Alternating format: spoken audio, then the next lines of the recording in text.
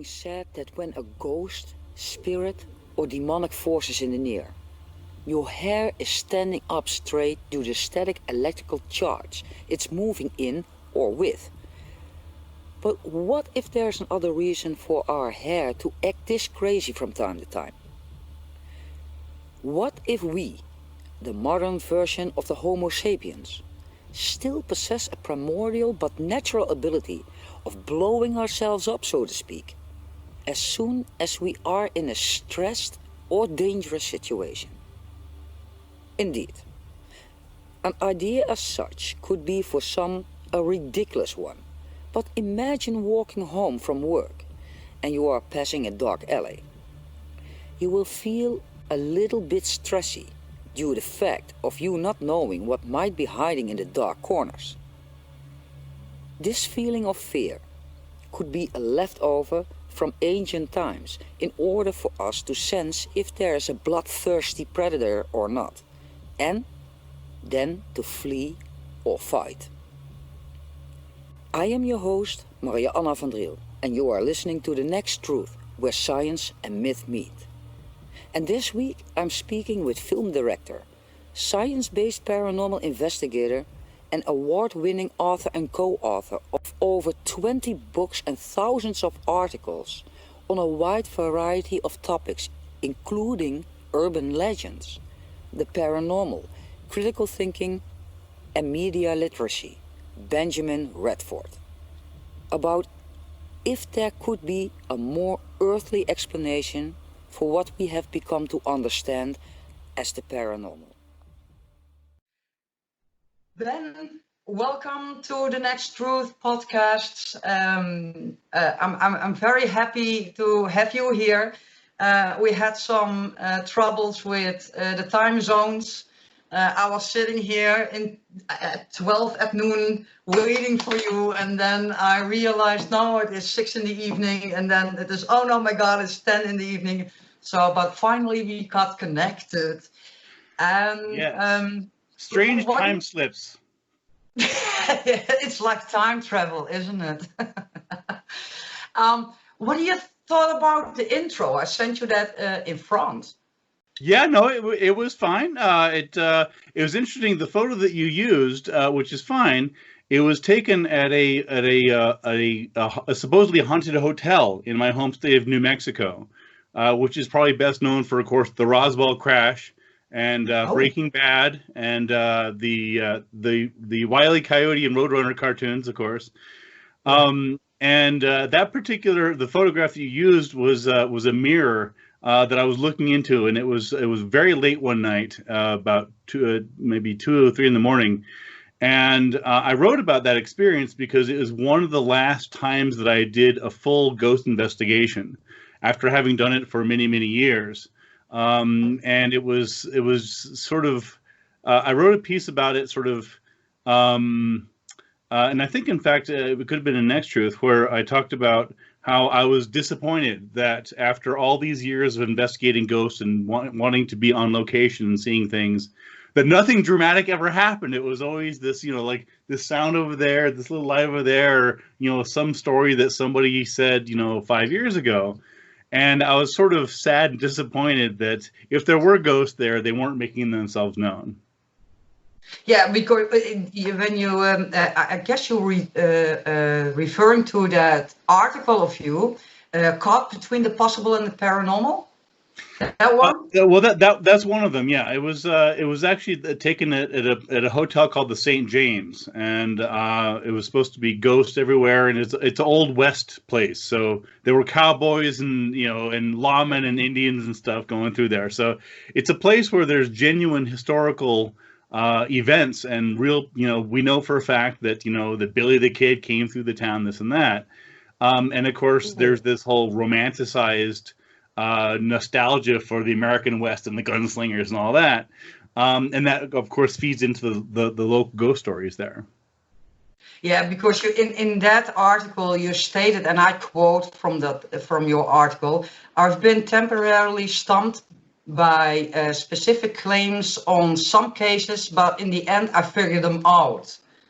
You figured them all out? Every case that crossed your Well, here's path? the thing. No, it's a fair question, and the answer is that that you have to look at the source of claims that I investigate. So, for example, um, as an investigator, I've been doing this for about 20 years now. So I investigate a wide variety of claims. I'm primarily interested in things, for example, lake monsters. I've researched lake monsters, Loch Ness monster, Ogopogo. Yeah, I read that on Yeah, your although website. and also I do other investigations such as crop circles, miracles, ghosts, urban legends, things like that. But every now and then someone will ask me that question, right? Well, we have you ever found a case that you haven't been able to solve? And I understand the question. It's a perfectly natural question, but it's a tricky one to answer, and here's why. The problem is that that the cases that I choose to investigate are ones in which there is some hard evidence, or there's something to go on, right? And so Yeah. if I'm going to spend my time and energy and money investigating these cases, they have to be ones that there's something to go on. So I'm looking for photos, I'm looking for videos, I'm looking for multiple eyewitnesses, I'm looking for something substantive. So if someone comes to me and says, "Well, I was walking in the woods the other night and I heard something growl in the darkness behind me. What was that?" Yeah. Shit, I don't know. I wasn't there. I don't know. I mean, that doesn't. But I'm not saying that didn't happen. So, but the where I'm going with this is that the cases that I choose to investigate are necessarily ones that there is at least some substantive evidence for. And by their very nature, because there is evidence, there's again, photos, eyewitnesses, videos, whatever else, then those tend to be the cases that get solved. And the analogy would be, for example, to like a homicide or a murder, right? So if someone finds a dead body, and let's say it's in the middle of the woods, and it's a place where people don't go very often. It's been eaten by animals. It's been there for years. There's no eyewitnesses. There's a skeleton, but not much else to go on. That is much less likely to get solved than if the body is found in downtown Berlin or Paris or New York, just because it would be seen sooner. There would be eyewitnesses. This and that. And so while it's true that I've solved most of the cases that I've investigated, it's not because I'm the smartest guy in the world. It's just that I'm not going to spend time on cases that there isn't much to go on. But how do you investigate this? Because on your website and in your profile, you are stating you are a science-based paranormal investigator. Sure. Beside being a journalist and a film director, and you have your own podcast as well. But science-based paranormal investigating. How do we think about that? Are you going like a mad scientist with pots and pans, or what is that? No. That's a great question, and in fact, I wrote some about that in my book, Scientific. I can only know the title of my own book, Investigating Ghosts. And I talk about that because it's a perfectly valid question, right? Because to a lot of people, they're said, well, you can't investigate the paranormal because it's by definition beyond normal. But that's not quite true, and here's why.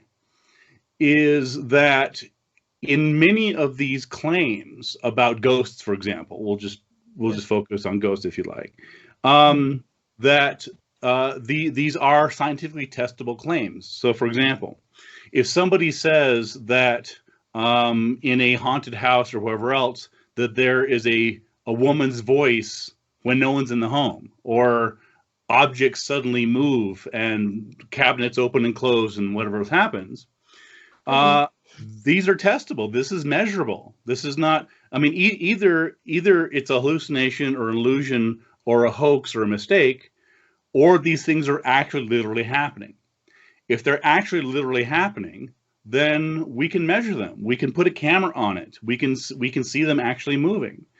And so it's not quite accurate to say that if it's ghostly activity, it is by definition beyond the realm of science, because science can measure these things. And keep in mind that the same thing occurs, for example, with photographs, right? And so if someone takes a photograph of something they believe is a ghost, by virtue of it appearing in the photograph, by virtue of you seeing it on film or on video or wherever else, that means that it's reflecting light. It may be an illusion, it may be an artifact of the camera or whatever else, but if it is something that is external to the camera, if it's something that's external to the experiencer, then there's no reason it wouldn't be able to be measured and recorded and captured on film, on infrared, whatever else. And in my book, I even talk about how oftentimes smells, olfactory senses, are associated with ghosts. So there will be stories about you go to a hotel or wherever else and you smell rose perfume. And or some star from the 1930s, in her younger days was associated with these sorts of things, and with smell, you would think that it's too elusive to capture, but that's not true, because scents, the things that we smell coffee, we smell rose, we smell dogs, we smell everything else. Scents are literally particles of the objects. So when you're smelling a tree, the scent of a tree is literally parts of that tree, and that can be measured and that can be captured. So my point here is that, for example, if somebody is associating a smell or a sound or an object moving or whatever it is that they're experiencing that they're associating with a ghost, that should be able to be measured, right? So if there's let's say a so-called trigger object, right? So people are in a haunted house and they put like a teddy bear or an object or a pen or whatever it is, and they say, if there's a spirit here, move the object. Yes. That can be measured. If the object moves, then you can see how far it moved. You can literally measure what happened to it. If the object gets hotter or gets colder, these are environmental conditions that we can measure. The trick is not saying that we measured X and therefore it must be a ghost, because there are a lot of things that can be associated with ghostly activity. So, cold spots in a room can be bad insulation, or it could be a ghost. Sounds are a perfect example. As you know, oftentimes sounds are associated with ghosts. The problem is that you have to rule out the plausible explanations. You have to rule out, we know if there's a sound in a location, it might be a ghost or it might not be a ghost. It could be a car going by, it could be a radio, it could be it could be an animal, it could be any number, it could be the wind. And so you have to rule out all those other explanations before you get down to the possibility of it being a ghost. When you're speaking about sounds, for instance, the knocks people hear, they say sometimes it's a poltergeist or it's a ghost or a spirit walking through something or making itself known. Now, I was talking to two paranormal investigators from the UK. I believe it was last week. They recorded that, and they saw on the recording that there is, it started very faint, the recordings, and then it went up, and then the bang, the knock was here. So when something needs to walk up to something to make a certain kind of noise, that means that it has a density to move the air for making that noise. So in my opinion, but I'm not, I don't have a master's degree in this, but in my opinion, a spirit or a ghost should have some kind of density, meaning that it's in our realm, in our reality, and thus can be measured. Why aren't people measuring this kind of density? Have you ever done so? You're exactly right. I wish more people would listen to what you're saying, because you're exactly right. Oh, thank you. So I mean, the problem is there's a couple problems here. One problem is that there's not a single universal definition of ghost. As you know, there's a half dozen definitions of ghosts. Some people believe that ghosts are the spirits of the dead that had unfinished business here on Earth and can't transition to the other side. Some people think that ghosts are telepathic projections from the mind going out into the world. Some people think that ghosts are the stone tape theory, the idea that there's some traumatic event, a murder or a battle or incest or some horrible thing that happens that is recorded into somehow vibrationally or whatever, recorded into the walls or trees or objects or whatever else. And there's others as well. The problem here is that ghost hunters themselves can't agree on what a ghost is. Some people believe that ghosts are interdimensional beings, that they're not spirits of the dead. There are other dimensions that appear into our world and then disappear. Well, they can't all be right. A ghost can't be, a feeling recorded in a room and also an interdimensional being and also the spirit of the dead. They can't all be right. And the problem is that without some baseline, without some fundamental basis for agreeing on what the hell we're talking about, it's all conjecture. It's all well, if it's this, it's this. If it's that, it's that. And this is the problem that you see that you exactly talked about, which is that depending on which set of sort of ghost rules you believe or you want to attribute to what's going on, you can make it be whatever you want. It's sort of the God of the gaps theory, right? Well, a ghost can do anything it wants. Well, hold on here, right? As you said, if ghosts can move objects, and as you know, they're said to do that. People talk about being touched on the shoulder, doors open and close, objects fly, poltergeist activity.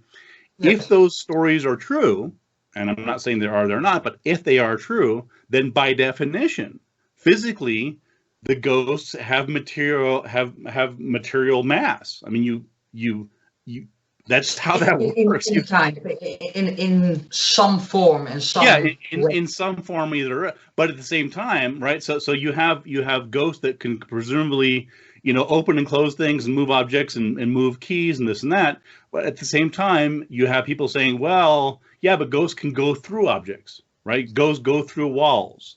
Well, it can't be both. I mean, either they, right? And so at some point, you're arguing about, how many angels can dance on the head of a pin, because each of these investigators and ghost hunters, they have their own sort of assumptions about what ghosts are, which is fine, but it's part of the reason there's not more universal evidence that everybody can agree on, because everybody's using different definitions and what they think ghosts do and what they are and what their motivations are.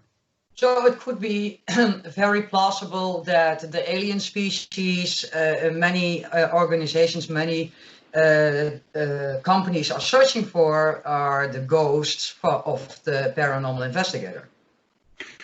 Yeah, I mean, again, there's no, it would, part of the reason that the ghost evidence field is so barren after years, and keep in mind, I talk about this in my book, is, people have been looking for ghosts for well over 100 years. There's nothing new about this. In the Victorian era, people were looking for ghosts and looking for seances and whatever else. And if you want to look more broadly at it, cultures all over the world have believed that you can communicate with the dead.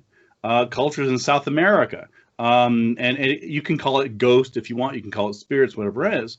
But shapeshifters and skinwalkers. Yeah, exactly. So there's all these different approaches to it. But the idea that you can quantify it, the idea that you can measure ghosts is a relatively new phenomena. And that's only emerged in the past, say, 100 years with people like Harry Price. You had some of the spiritualist mediums in the 1800s, through the 1920s, and so on. And then you had the resurgence of this in the past, say, 20, 30 years with TV shows, right? So you've got Ghost Hunters, you have Ghost Adventures, you get all these so-called reality TV shows. I love Ghost Adventures, really. I find it such a really a good show. Yeah, really. Well, right, but so it's important to recognize that the very premise, the very idea that you can even measure ghosts or capture them on film is a new idea. That idea wasn't around, has you know hasn't been around for very long. And so one question that I always ask people is, particularly people who are fans of these TV shows, which is all well and good. I find them frustrating and annoying, as you can imagine. But the question is why isn't there better evidence, right? You have all these TV shows. You have, Ghost Hunters, Ghost Adventures. I mean, you've got literally dozens of these TV shows and their spinoffs. And you also have literally thousands of ghost hunters and ghost investigators and paranormal investigators around the world, many of whom were influenced by these TV shows. The question is, where's the evidence? You have all these people with all the modern technology in 2020, cameras and videos that's cheaper than ever before. You have all this popularity of ghost hunters. You would think that the quality and the amount of evidence would go up. You would think that with each passing month and year and decade, there would be more and more evidence, and they go, wow, these investigators did this and they did this, and we now know X, Y, or Z about ghosts. But that's not happening. The lack of progress on the part of ghost hunters is a really deeply challenging problem for them. It's all the same, EVP, and it's all the same this and that, and sounds and whatever else, and it doesn't add up to anything. It's all these anecdotes. Do you think that the lack of evidence or answering that question is laying in the area of the devices of today not being good enough, not being sensitive enough, or that it perhaps maybe that people are a bit afraid of understanding what is really out there beyond our visual spectrum? I don't think it's either one, frankly. I don't. I'll just take those in order. So I don't think that the problem is that we don't have good enough devices. We have amazing technology. You and I are speaking on different continents, Yes. in real time. I have a cell phone here that has, amazing, it can record things. It's just the technology is not the problem. The problem is not that ghosts are somehow beyond technological detection. And we know that because, as I mentioned before, ghosts allegedly appear on video. Ghosts allegedly appear in audio, in EVPs, and so on. That's the claim, is that they are in fact detected. So you can't on one hand say, well, modern technology can't detect ghosts. Of course it allegedly can. That's what the TV shows are about. That's yeah, and so it can't be either one. And so the answer is that, yeah, if ghosts are real, then there's no reason in the world why we shouldn't have much better evidence of ghosts given all the technology we have. On the other hand, if ghosts are not real, if ghost reports are really misunderstandings and psychological assumptions and a few hoaxes and whatever else, that would explain why there's not better evidence of ghosts. And for the second part of your question, which is a good question, I don't think it's that people are afraid to know what's on the other side. People love to know what's on the other side. That's why people go to psychic mediums. And I mean, people are always fascinated by what's beyond the veil, right? I'm on the cutting edge of, detecting ghosts and this and that. I don't think that people are afraid of knowledge. I think people, especially today, they're interested in knowledge, and they believe themselves to be on the cutting edge of researching the paranormal, and they wouldn't do that if they were afraid of getting too close. So I don't think it's a matter of either a failure of technology or a matter of people, wanting to get close but not too close to the truth. How did you got into the world of investigating the paranormal? Because you are, a skeptic. This is true, yeah. That's a fair question. So I got into this sort of investigation as a teenager. As Because as a teenager, we're all fascinated by weird things, right? I mean, as weird things are inherently interesting. That's why we're talking about it. That's what Nextruth is about. That's what I've written. 12 books on these sorts of weird things. So my interest really began, as I mentioned, as a teenager, and I would buy lots of books.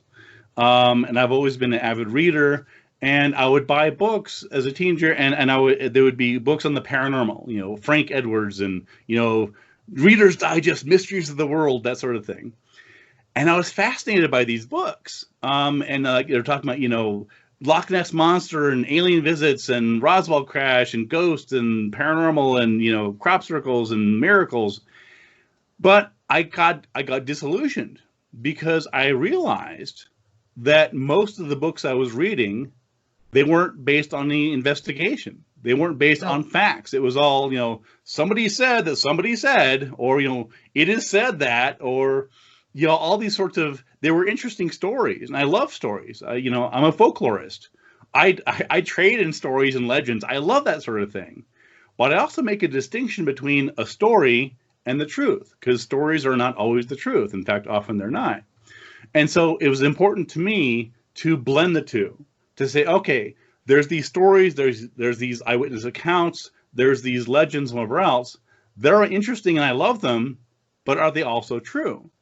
And that led me to, when I was a young adult, I got a degree in psychology, and I later got a master's in education, and I began investigating these sorts of things because I was frustrated at the lack of investigation, frankly. I love the stories, but I wanted the authors, I wanted the writers to have actually investigated. I don't want someone to tell me this is what they say. I want them to tell me I was there. I went to this place. I investigated. I talked to these people. I researched this. That's what I want to know. So I'm much more interested in investigation, whether it's by skeptics or believers. I don't care if it's good investigation. I love it. That's what we need more of. And in my opinion, we need less of, ooh, scary story, and ooh, this happened to my cousin, and whatever else, because ghost stories are a dime a dozen. What is much more difficult and much more rare is actual investigation. So that's what sort of brought me to it. And my position on all these topics, including ghosts, is that it's possible they're out there. I mean, I'm a skeptic, but I have never ever said that ghosts don't exist, because they might. I don't know. Science is never definitive. Science never says X cannot be true, because science is subject to revision, and the consensus about science is only as good as the latest data and studies all collectively put together. So it would be unscientific and logically wrong of me to say ghosts can't exist or don't exist, because I don't know if they do. All I can tell you is that, having researched it myself for many years and written about other people's research and pulled it together, I have yet to find good evidence of ghosts. That doesn't mean that next week or next month or next year there might not be amazing, strong, hard evidence of ghosts. It just means that so far the evidence I don't find to be particularly compelling. And my frustration is with a lack of investigation. So I often criticize ghost hunters and paranormal investigators, for example, on TV. The reason I criticize them is not because they believe in ghosts. It's not because I don't like them personally. It's because they're not doing good research. They're not doing good investigation.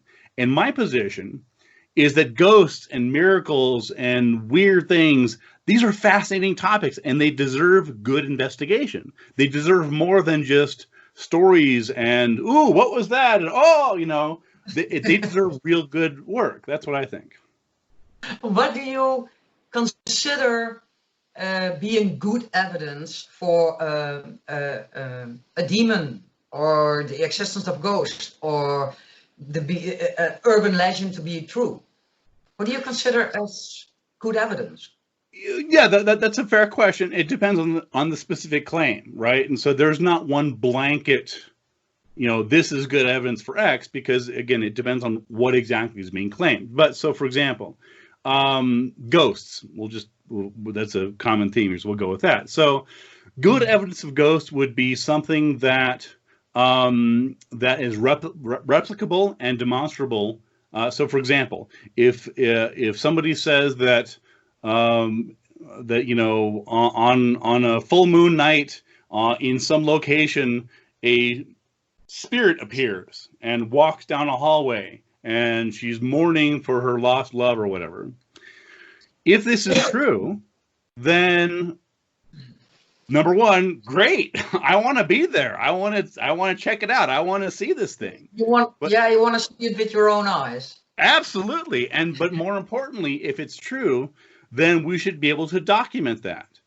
So if the legend is that, again, every full moon at some location, some ghost appears, set up cameras, have people waiting there. There's no reason why that shouldn't happen.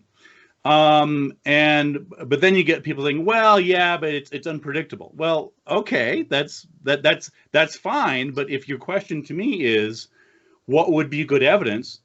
Part of the answer is something that can be documented and recurs over and over. So the sort of the cheat, if you will, the caveat that it's unpredictable, is kind of a weak defense, right? Because so, for example, like I have a book here, and if I drop it, it makes a sound, right? So, and every time I drop it, it will make a sound. That's predictable. So what would be astonishing is if I dropped it and it didn't make a sound. So the world around us is inherently predictable in certain ways. And to suggest that ghosts are somehow, well, they're a special category. Well, that's a logical fallacy called special pleading.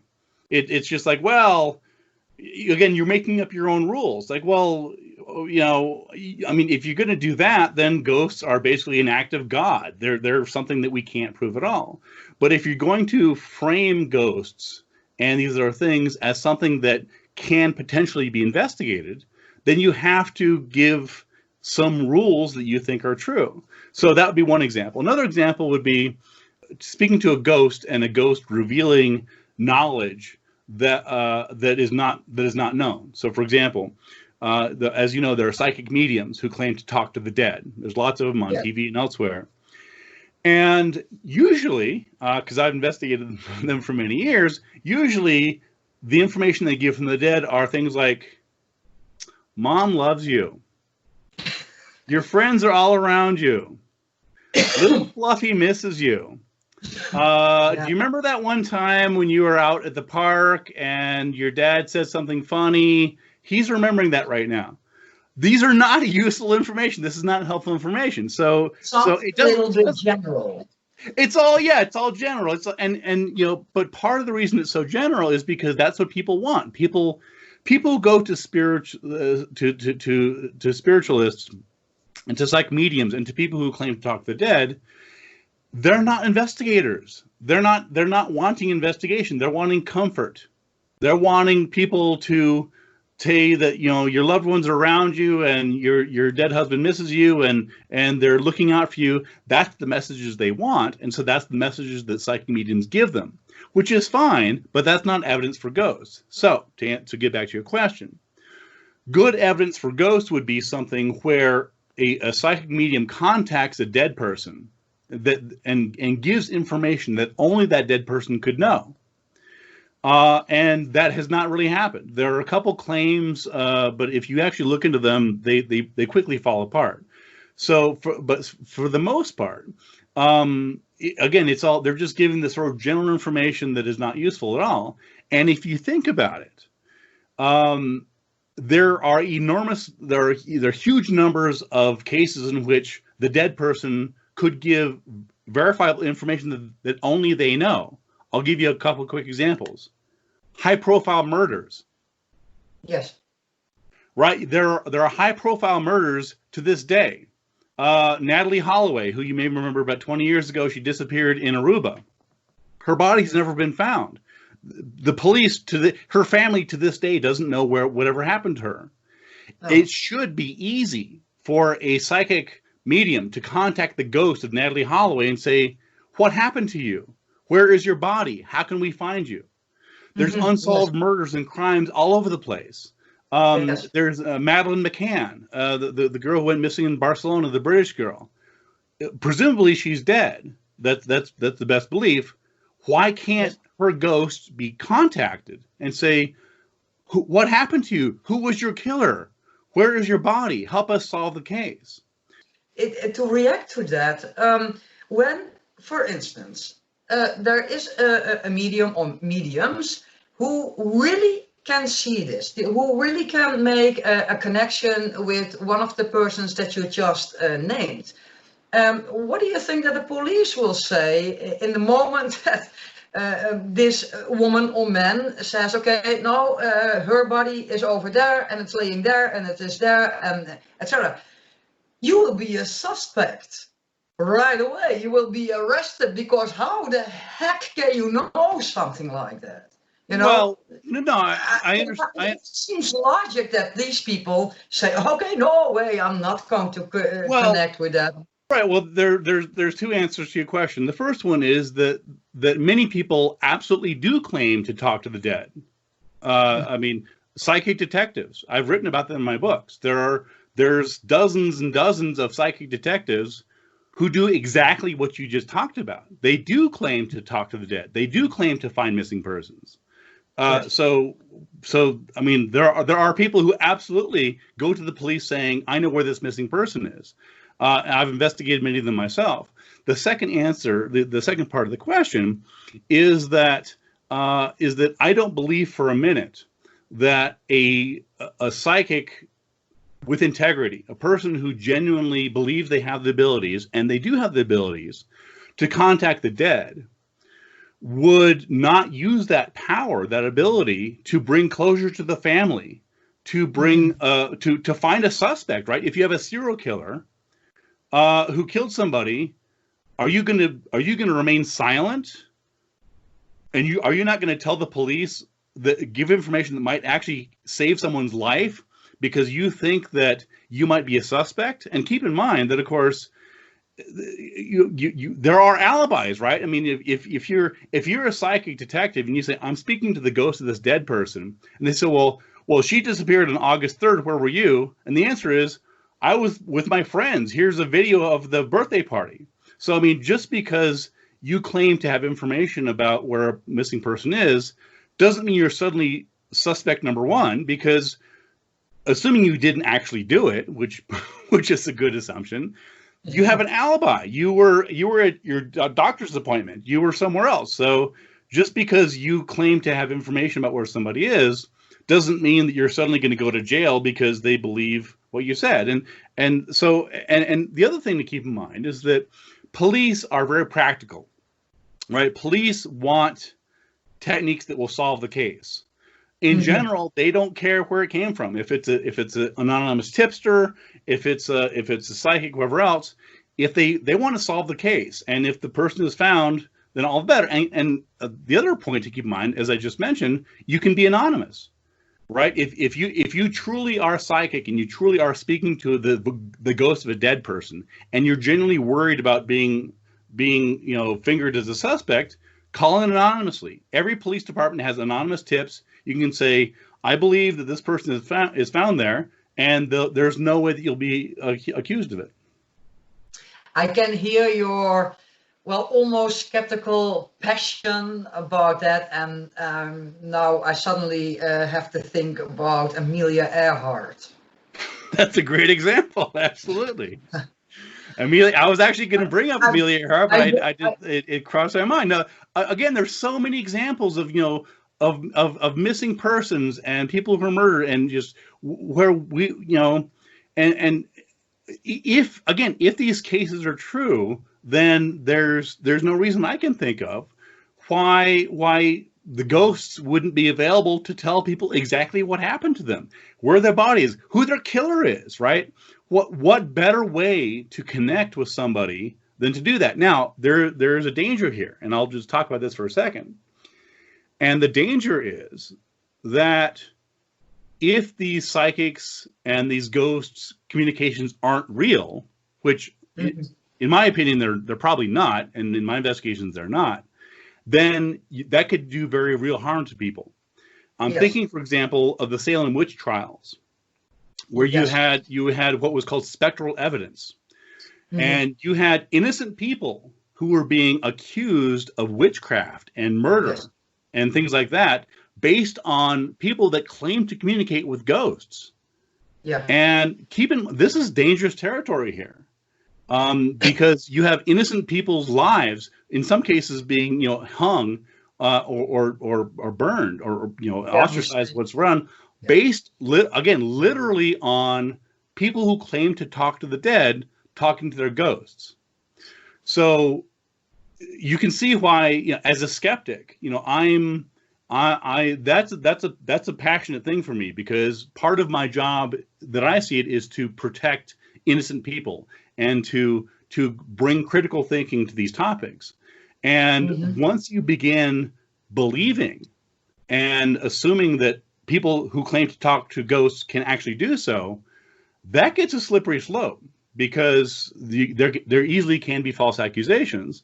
But again, if in the modern day, if a psychic truly could communicate with the ghost of a missing person or a dead person and locate who they are and point to their killer, that would be incredibly useful to police, to families of missing persons, whatever else.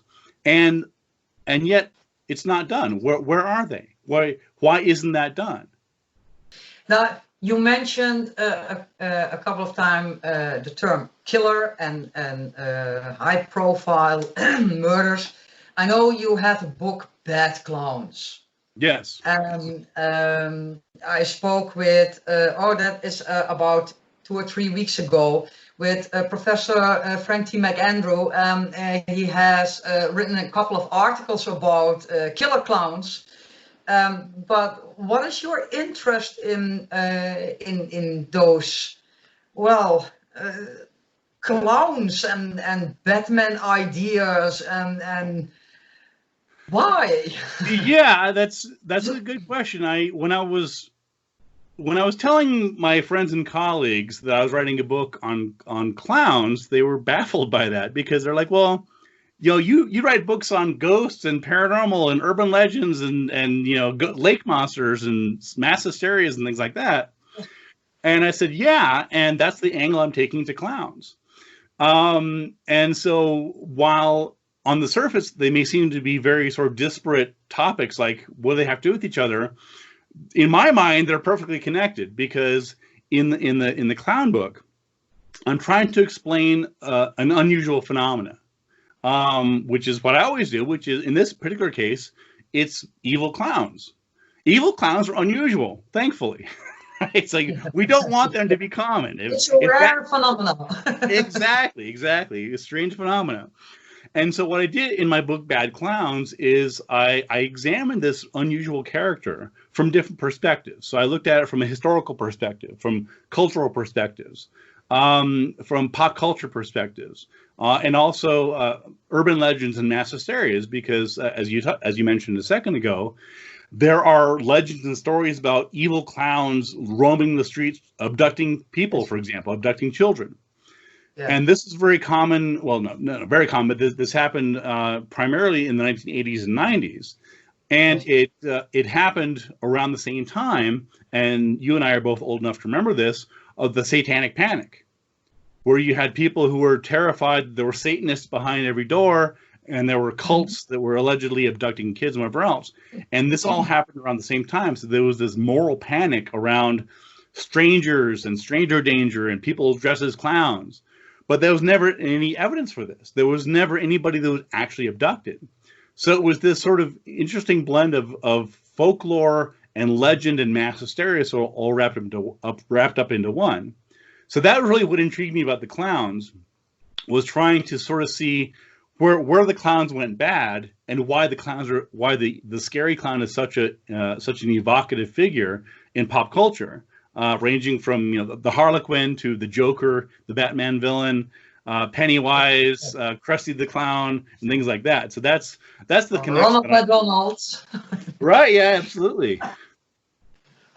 That's going to be terrified to be at fast food eating, I guess. I know, absolutely. Well, what do you think? As I shared in the intro, when our hairs are standing up, when you are in a stressy situation or a dangerous one, do you think that it's probably an kind of, well, alarm system, a built-in alarm system from the times that we were still in Neanderthal, so that we can foresee the upcoming towards coming from a dinosaur or something like that? Because that sounds a little bit like remote viewing. Yeah, Telepathy. the dinosaur part probably not, but yeah, I mean, well, keep in mind that our our bodies and our systems are designed to protect us from things, and that's why we're sensitive to changes in our environment and what's going on. And so it makes sense that the spine tingling fear that we would encounter would be part of our literally our DNA, right? That's because if you're frightened thousands of years ago about some approaching predator, you want to be at your spine tingling readiest, right? So I definitely think that that's part of it. But keep in mind that oftentimes the hairs on the standing on end and the fear and the tingling is oftentimes it is manufactured, and we see this, for example, in the popularity of horror films and scary movies, right? Yes. People love to be scared. People love scary and death and murder and just all sorts of things, right? The And thrill of being scared. yeah. So there's this blend of pop culture and entertainment triggering these fear responses, and it's a rush of adrenaline. All of a sudden the bad guy pops up and everybody freaks out.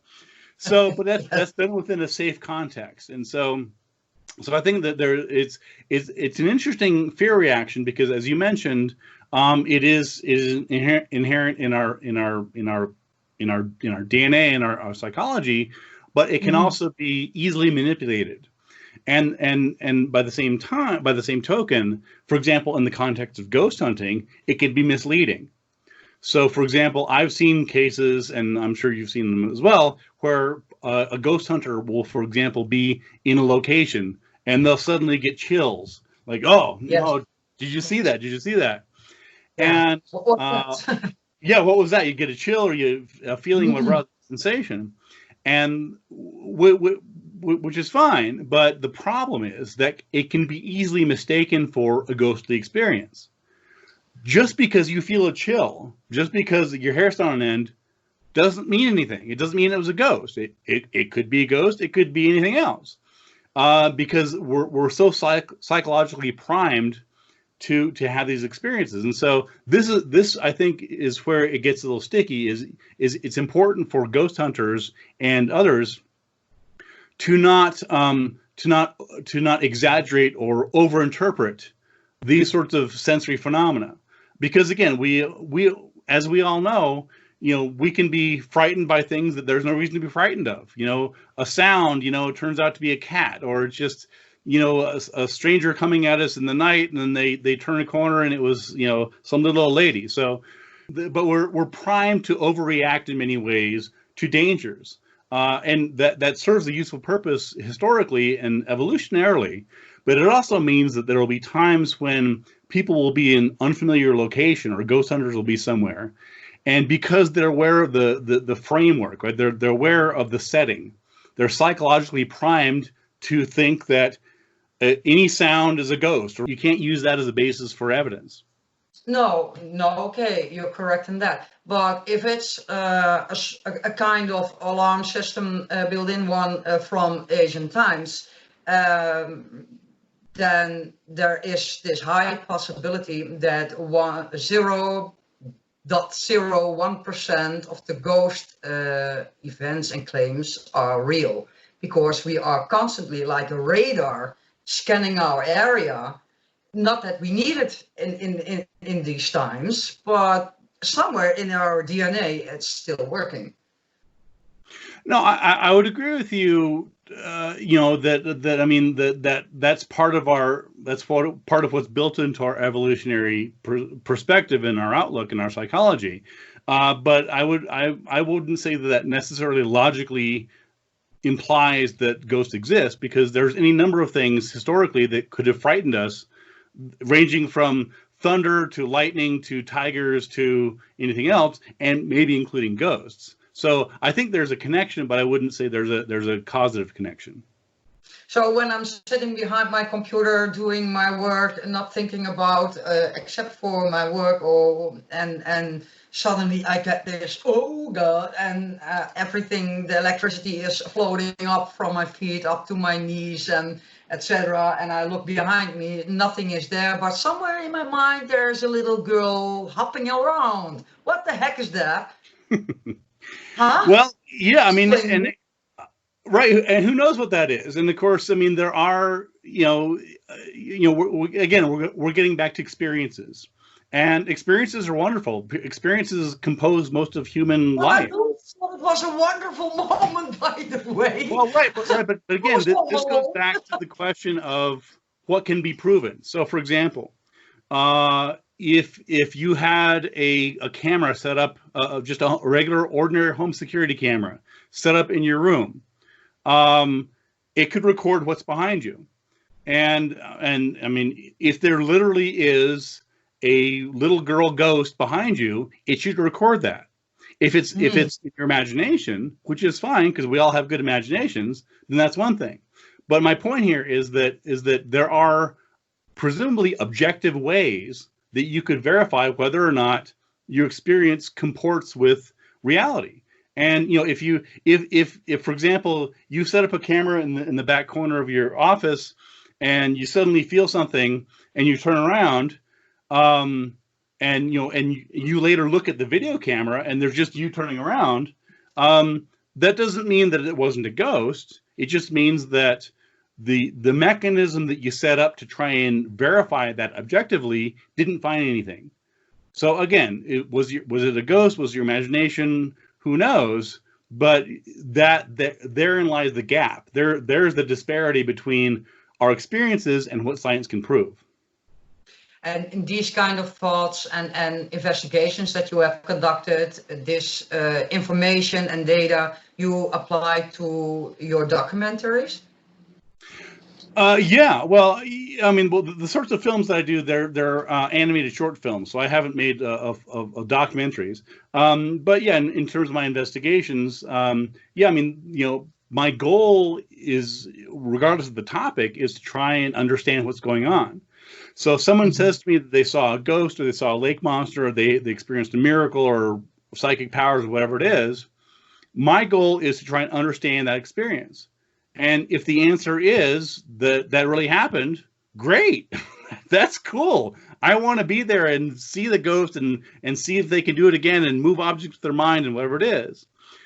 If the answer is that there's not evidence for it, then it's still an interesting question, because then the question is, why are people thinking there's evidence for it, right? So the question becomes, what did they mistake for evidence of a ghost or a lake monster or whatever it is, or UFO? Was it a hoax? Was it an illusion? Was it a misunderstanding? Any number of things. And so, to my mind, as a skeptical investigator, it's interesting either way. So, look, if I were sure that ghosts didn't exist, if I was absolutely certain that the topics that I investigate weren't real, I wouldn't waste my time. I've spent about 20 years of my life writing books and articles and blogs, investigations and stuff on all these topics. And if I was certain this is all a bunch of bullshit and there was nothing to it, I wouldn't waste my time.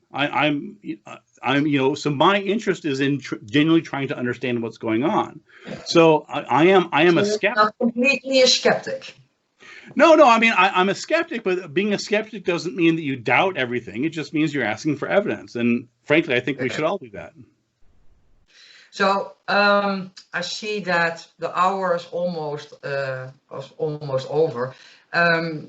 We are also talking to young people. For those who like to step into the yet unknown, unexplained gray areas, and what kind of advice can you give those young people, those students who are studying, for instance, mythology and parapsychology? What is your advice for them? Well, my advice for investigators would be a couple different things. One is to recognize that ghost investigations and paranormal investigations generally are typically multidisciplinary. That is, they involve a lot of different things. So, for example, in my research, I found it very useful to have a background in folklore and understanding urban legends and ghost lore and stories and how people tell stories. That's been really useful in informing my investigations. The same thing happened with psychology. Again, I have a background in psychology, and having that really helps me understand the principles behind eyewitness testimony and what people are seeing and experiencing and these sorts of things.